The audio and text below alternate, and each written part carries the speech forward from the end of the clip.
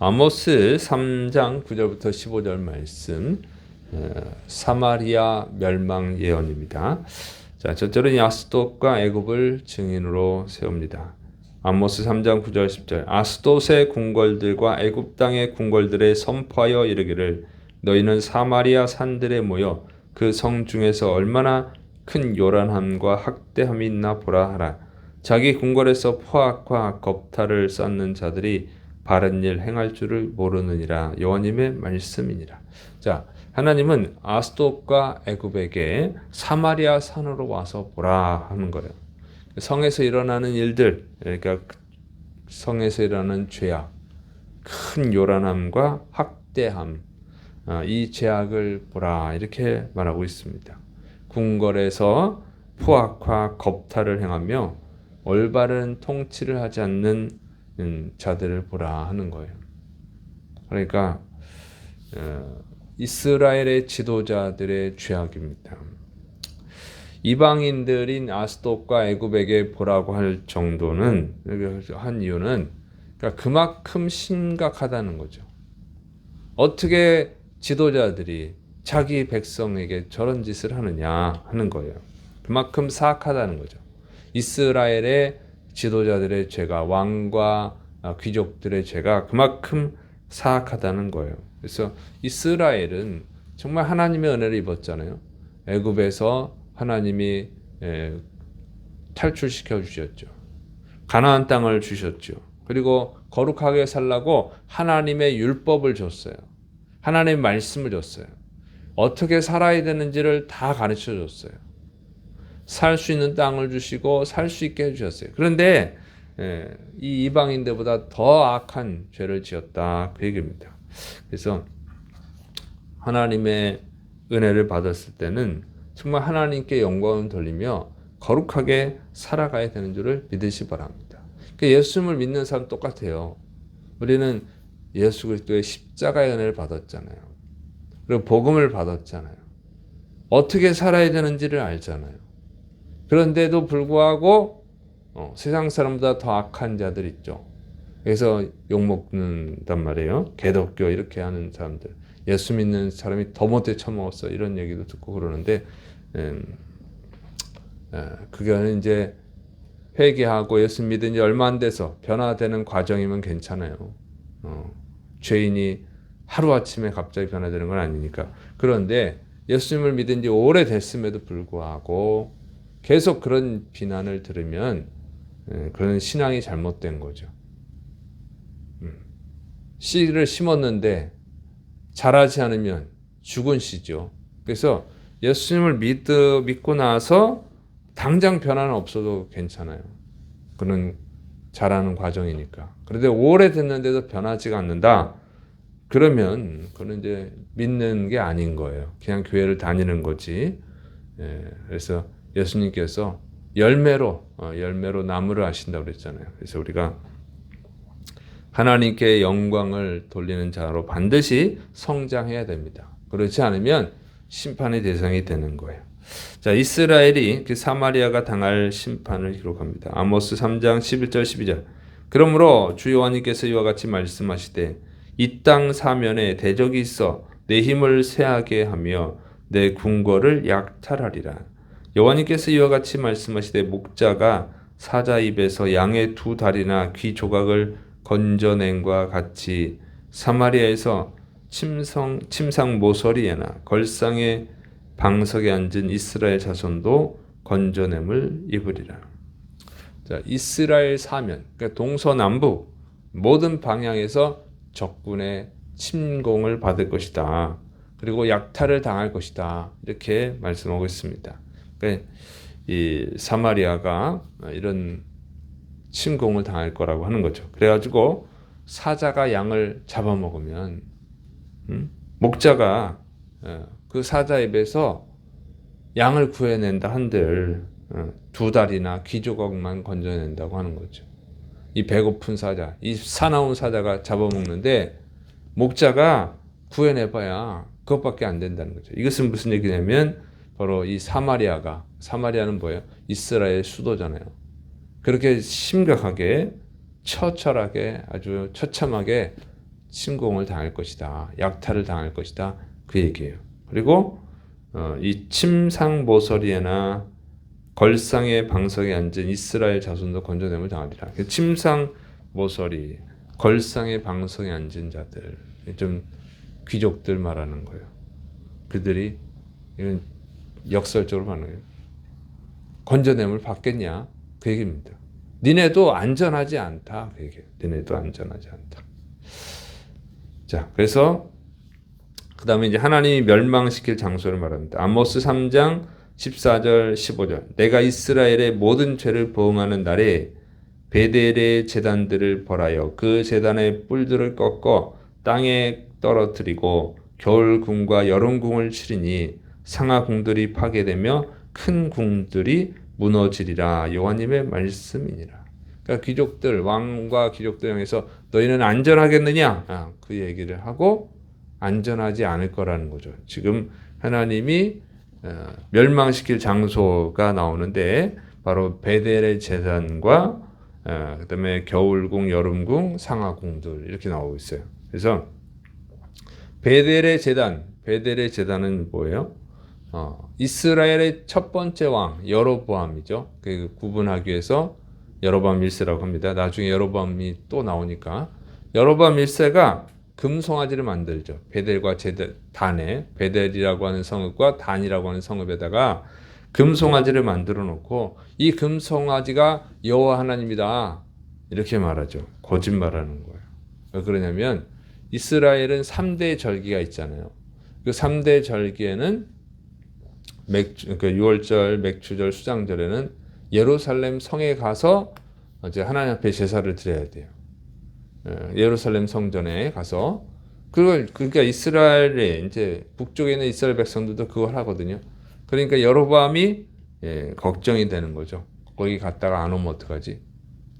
그래가지고 베델하고 단에다가 금송아지를 만들어 놓고 이게 하나님의 제단이야. 거기까지 갈 필요 없어. 여기서 드려라. 이렇게 해버렸죠.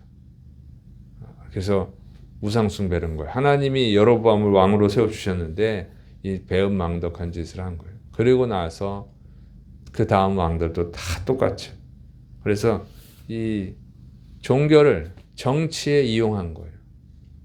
자기의 왕권을 강화하기 위해서, 자기의 왕국을 강화하기 위해서 여로보암이 이 종교를 이용한 겁니다. 정치적 목적을 위해서. 그래서 그때부터 우상 숭배가 아주 심각해진 거예요. 아합 왕 때 가서 아주 절정기에 이르고 이런 악한 짓을 했습니다. 자, 현대 정치인들도 현대 정치인들 지도자들도 바로 이 국민을 속이는 거예요. 종교를 이용하는 거예요. 종교를 이용하는 경우들이 있죠. 그래서 이용하는 자도 멸망당할 것이고 이용을 당하는 사람, 이용하는 자나 이용당하는 자나 다 죄라는 거예요. 이스라엘 백성들이 이 다윗 왕과 솔로몬 왕 때 충분히 배웠잖아요. 그런데 어떻게 거기에 속아 넘어가냐고.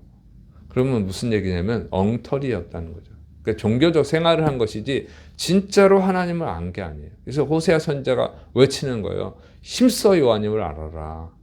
좀 하나님을 좀 알아라. 모르니까 속아 넘어가는 거죠. 안타까운 것은 현대 기독교인들도 마찬가지. 정치인들한테 속아 넘어가잖아요. 종교로 속이는데 종교를 이용하잖아요. 그래서 코로나 때 예배 안 드리는 것이 이웃사랑이야. 속아 넘어갔죠. 속아 넘어갔어. 식당은 다 운영을 하고 회사도 다 운영을 하는데 왜 교회만 운영을 안 합니까? 이게 참 그것도 일주일에 한 번 가면서 죄악이에요. 죄악. 속이는 자도 죄고 속아 넘어가는 자도 죄죠. 또 전 모모 목사라고 하는 사람 어쨌든 거기에 그냥 하나님 까불면 죽어 이렇게 말하는 사람인데도 거기에 그냥 선지자라고 몰려가 있는 사람들 참 한심스럽죠. 다 속는 거예요. 그래서 심판받을 거예요. 그렇게 속으면 안 돼. 하나님을 제대로 알아야 됩니다. 자, 그 다음에 겨울궁과 여름궁, 상하궁들을 무너뜨릴 것이다. 그래서 겨울궁과 여름궁은 별장 궁전이죠. 왕의 별장 궁전이에요. 그래서 이 더위를 피해서 또 추위를 피해서 가는 곳이 별장이죠. 별장이 있을 정도로 이제 풍요로운 거예요. 그다음에 상하궁들은 이 상하 장식품들 아주 고가의, 지금도 고가죠. 그때도 고가였고 아주 비싼 상하 장식품들로 이렇게 꾸며놓은 궁전이에요. 근데 이제 궁들이라고 하는 거 보면은 왕들뿐만 아니라 귀족들도 그렇게 했다는 거죠. 그래서 왕과 귀족들이 아주 그냥 호화스럽게 사치스럽게 살아가고 있는 거예요. 근데 그 사치스러움은 어디서 나오죠? 그 많은 돈은 백성들한테 세금을 아주 많이 걷어서 그런 거죠. 이 포악한 자들이에요. 그래서 이 백성들, 가난하고 힘없고 또는 열심히 사는, 그래서 돈을 좀 모은 그런 사람들 걸 다 뺏어가는 거예요. 세금으로 다. 그래가지고 아주 그냥 피를 빨아먹는 거죠. 피를 빨아먹어가지고 호화롭게 잘 산다고 하는 거예요. 그래서 하나님께서 반드시 심판하시겠다, 이렇게 경고하시는 거예요. 니네 귀족들인들, 니네 안전하겠느냐 해놓고는 이제 말씀하시는 거죠. 반드시 심판한다. 그리고 이 예언대로 이제 아수르 제국에 의해서 멸망을 당합니다. 참 하나님 무섭게 심판하셨어요. 우리가 정치인들한테 속아 넘어가면 안 되고 좋은 정치인들을 뽑아야 됩니다. 정치인들이 세금을 많이 거두잖아요. 왜 그러니 거둬? 나라를 발전시키고 사회복지에 쓴다고, 사회적 약자를 위해서 쓴다고. 명분은 그래요. 그런데 자신들의 배를 불리는 자들이 많죠. 그래서 국회의원, 시의원들 보면 월급은 계속 올려. 경제가 어려워도 자기들 월급은 다 올리고. 그 다음에 해외여행 다니고. 그래서 배워온다고, 공부한다고 그러면서 회에 가서 자기들 여행 다녀가지고 뉴스에 몇 번이나 나왔잖아요. 그래도 신경도 안 써요. 계속 반복되고 있는 거예요. 정말 자기를 뽑아주면 국민을 위해서 어떻게 하겠다 하지만 자기 배 불리는 일을 하고 있단 말이에요. 근데 그걸 또 속아서 또 뽑아주고 그런단 말이죠. 국민들을. 그래서 우리가 정신을 바짝 차려야 됩니다. 그리고 성경을 바르게 알아야 돼요. 성경은 세상을 판단하는 책이에요. 나침반이에요. 그래서 성경을 바르게 알고 하나님의 뜻을 알아야 되고 또 기도해야 되죠. 우리가 신실한 기독교, 진짜 기독교인 정치인이 나올 수 있도록 정말 국민을 위해서 봉사하고 하나님의 영광을 위해서 일할 수 있는 그런 진짜 기독교 정치인들이 나올 수 있도록. 지금 3분의 1이 국회의원 3분의 1이 기독교인이래잖아요. 여당에도 있고 야당에도 있고. 근데 나라가 이 모양이죠. 가짜들이에요. 가짜들. 그래서 진짜 올바른 믿음을 가진 정치인들을, 기독교 정치인들을 우리가 또 양육하고 또 뽑아야 돼서 그래서 그런 사람들이 하나님의 뜻대로 나라를 이끌어갈 수 있도록 우리가 또 기도해야 될 줄을 믿으시 바랍니다. 그래야 희망이 있어요. 그리고 여러분은 여러분의 삶의 자리에서 정말 성경에서 가르쳐주는 이 말씀, 하나님의 뜻대로 열심히 일하시고 또 세상 사람들한테 영향력을 끼치시기를 축원합니다. 기도하겠습니다. 사랑이 많으신 하나님 아버지, 하나님은 사악한 죄 반드시 심판합니다. 종교를 이용해서 국민들의 피를 빨아먹는 자들 반드시 심판합니다.